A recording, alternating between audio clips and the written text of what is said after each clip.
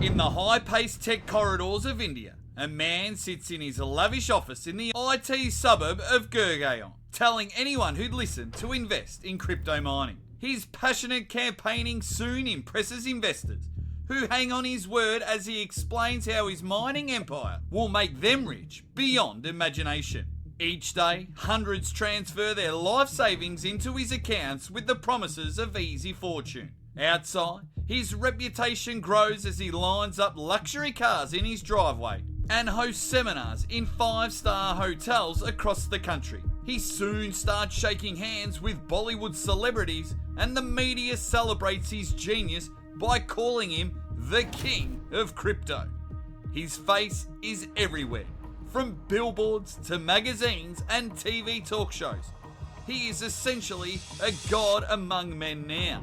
But no one knows this false deity guards a secret darker than anyone could ever imagine. As the money pours in, over 100,000 investors fall deeper into his life, and all he does is sip his whiskey and smile wickedly because he knows he has successfully robbed them of $800 million in total. By the time the world realises his crypto mining empire is pure fiction, it's already far too late. The dreams he sold have turned into ashes, and the lives he once promised to change now lie in ruin. This is not a story of innovation. It's a startling tale of deception, courtesy Amit Bharadwaj, India's tech genius, who turned the crypto dreams of thousands into an absolute nightmare.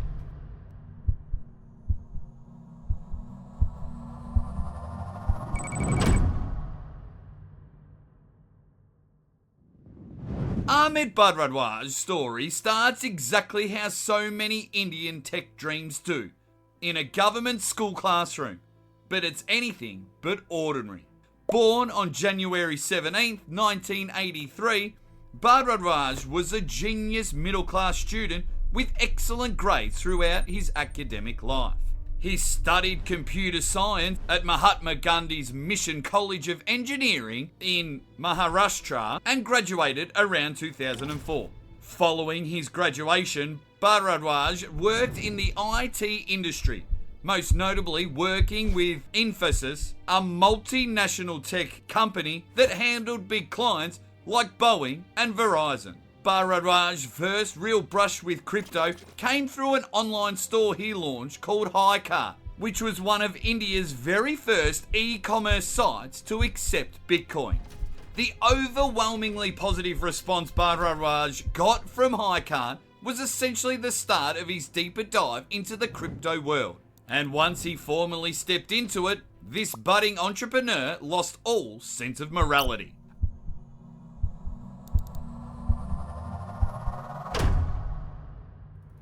Around 2013, Bharadwaj moved from engineering and tech circles into the cryptocurrency ecosystem, launching Gain Bitcoin, a Bitcoin cloud mining company that would soon rob people of their hard-earned money. Around the same time as Bharadwaj entered the crypto world, Bitcoin cloud mining companies were becoming a hit among retail investors who wanted a piece of crypto without actually running the hardware themselves. Bharadwaj saw this gap and decided to exploit it.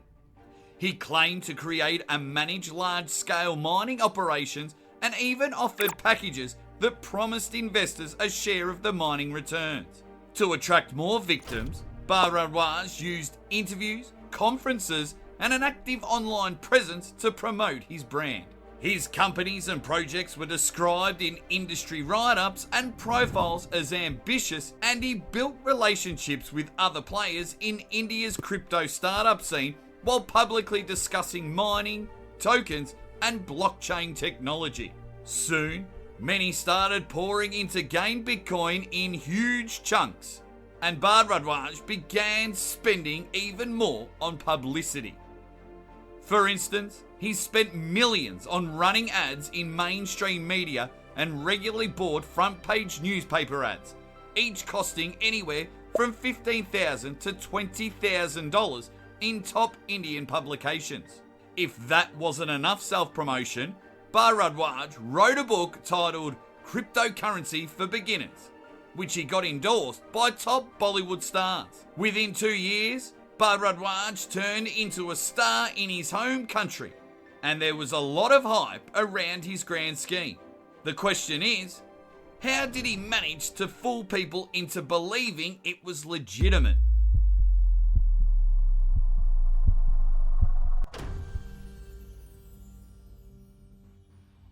Through Gain Bitcoin, Ahmed Bharadwaj began selling what he proudly called mining contracts. He told investors to hand over their hard-earned money and promised that he'd use it to mine Bitcoin and send them steady payouts every month. To make his scam look legitimate, Bharadwaj launched his own crypto coin called MCAP, which was priced at $5 each. He also turned Gain Bitcoin into a referral machine, meaning that the more people you convince to invest in his scam, the more rewards you supposedly earn. Not only that, he made several other big claims. For example, Gain Bitcoin claimed to have mining farms in China, a clever move that made his scam sound global and high-tech. Investors from all over the world were told they could profit from these farms without ever touching a Bitcoin mining machine. Bharadwaj also claimed the company was officially registered in Singapore, while its day-to-day operations were run from an office in Delhi. So how did the company actually make money?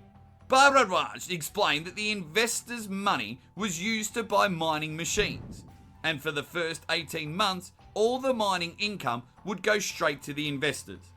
From the 19th month onward, every bit of profit would belong to Gain Bitcoin.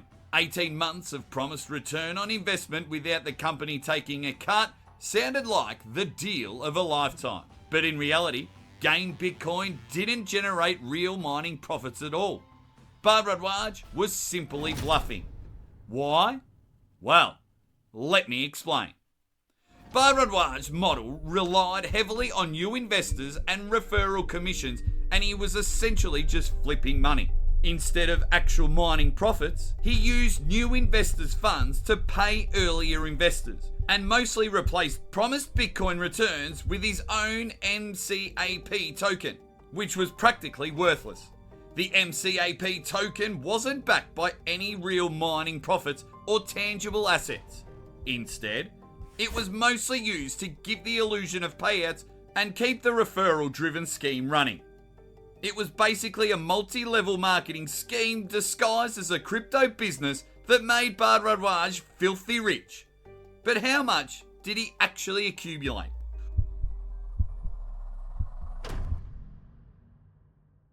While investors were getting ripped off behind closed doors, Ahmed Bharadwaj was out there living like royalty.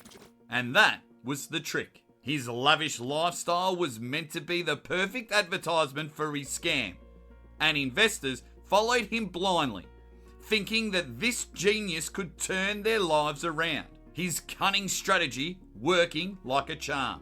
By 2016, the Gain Bitcoin network boasted around 100,000 investors and had collected roughly $800 million, in addition to claims of owning 385,000 Bitcoins. But where did all that money go? While most of it was flipped around, a portion of that money was funneled into real estate across India and abroad.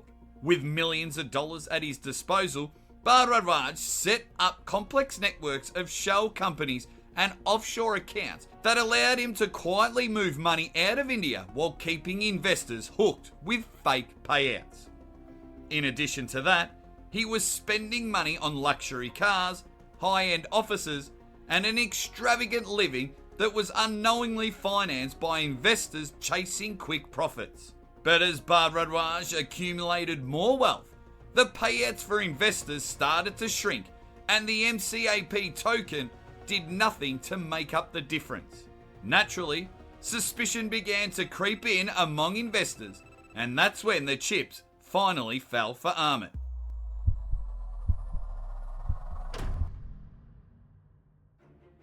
By late 2017, the mask slipped on investors who signed up for the promise of 10% monthly returns in Bitcoin. Notice their payouts not only slowing, but being replaced by the MCAP. More and more investors began flooding authorities with complaints of Bharadwaj's crypto empire being a pyramid built on lies and corruption. When the noise grew too loud to ignore, the Indian authorities decided to act. What happened next shocked the world of crypto. With thousands of police reports being filed across several states, including Maharashtra, Delhi, and West Bengal by April 2018, the cyber cell of the Pune police arrested Amit Bharadwaj and his associates, including his brother AJ. After the local police made the initial arrest, the Enforcement Directorate launched a case against Bharadwaj and company under the Prevention of Money Laundering Act. The Directorate's job was to trace the flow of money, find where the investors' funds went, and uncover who else might have been involved. What they found were layers upon layers of shell companies, crypto wallets, and offshore accounts masterfully designed to launder billions. Bharadwaj was in a world of trouble now. But did he even care? Despite being grilled day after day by top investigators, the scam itself, or even the possibility of a lengthy stay in jail, seemed to be the least of Bharadwaj's worries. He knew he wouldn't be behind bars for long. But why? Before we find out why, if you haven't already, please pound that subscribe button. It's completely free and it'll help prevent scammers from robbing you of your entire life savings. So please, do yourself a favour, subscribe or be scammed. Now Bharadwaj knew he wouldn't stay behind bars for long or even face real punishment. Not because he thought he could bribe his way out or slip a few bitcoins under the table. Instead, he knew his body was giving up on him. He was slowly dying. All while he was scamming innocent victims, Bharadwaj was suffering from serious kidney issues and was hospitalised multiple times. According to close associates, that creeping sense of doom made him erratic and may even have dulled his moral compass to the point where he couldn't care less about anyone, let alone investors. In 2019, Bharadwaj was granted bail on medical grounds as he needed regular dialysis to stay alive. But even then, time was rapidly running out. As investigations closed in and his empire fell brick by brick, Bharadwaj's health gave out too, and on January 15, 2022, the crypto king of India took his final breath. Now, was his death the end of it all? Not really. Amit Bharadwaj's passing did not stop investigators from digging deeper, because there were a number of others involved as well. In fact, the case would transition into the next phase of forensic tracing and centralised agency action. On December 13, 2023, the Supreme Court of India ordered more than 40 separate police reports consolidated and handed over to the Central Bureau of Investigation, which handles cases that have national level implications. It took a long time for the investigations to reach full speed because the CBI had to dig out over 40 police reports filed across multiple states and trace thousands of crypto transactions hidden behind fake companies and offshore wallets. Slowly but steadily, the CBI was closing in on Amit Bharadwaj's brothers and key associates. In February 2025, the CBI launched massive raids across 60 locations in India and seized crypto assets worth nearly $2.7 million.